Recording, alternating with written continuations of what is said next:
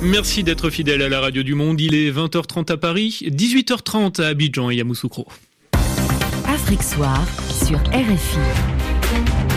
Alors la reprise des vols se fait en suivant les recommandations des instances régionales en matière sanitaire, c'est important, mais l'harmonisation des protocoles sanitaires mériterait d'être améliorée, c'est ce que nous dit l'invité d'Afrique Soir, Abderrahmane Berté.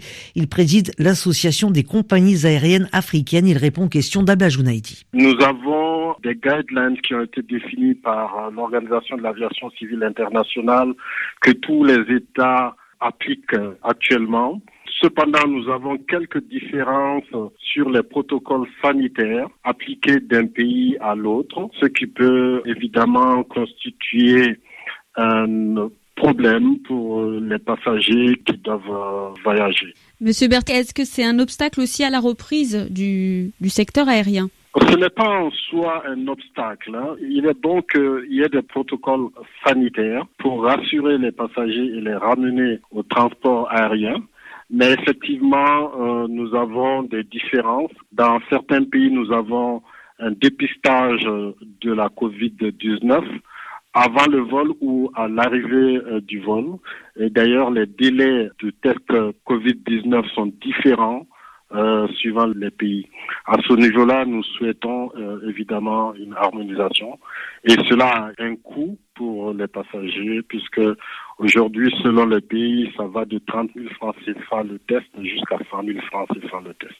Les compagnies aériennes aussi voient leurs coûts augmenter et leur santé financière en pâtit déjà. Vous aviez fait un appel à l'intention des États pour qu'ils aident financièrement les compagnies nationales. Est-ce que cet appel a été entendu selon vous ? Beaucoup d'entre elles aujourd'hui ont un problème de liquidité qui entraîne un risque d'insolvabilité et même peut-être de faillite. Alors nous avons beaucoup d'États africains qui ont annoncé un soutien financier à leurs compagnies aériennes.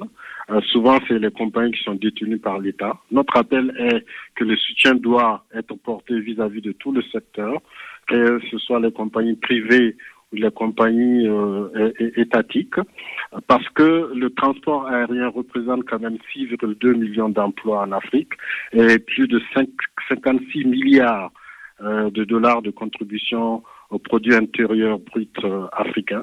Et le transport aérien est un secteur essentiel pour le développement économique de l'Afrique. Il y a différentes formes de soutien qui peuvent être apportées à elles. Elles doivent elles-mêmes aussi, je dirais, se restructurer pour faire face à la crise, revoir leur nombre d'avions, revoir aussi les destinations qu'elles vont desservir. Le président de l'association des compagnies aériennes africaines, Abderrahmane Berté, avec Abla Jounaïdi.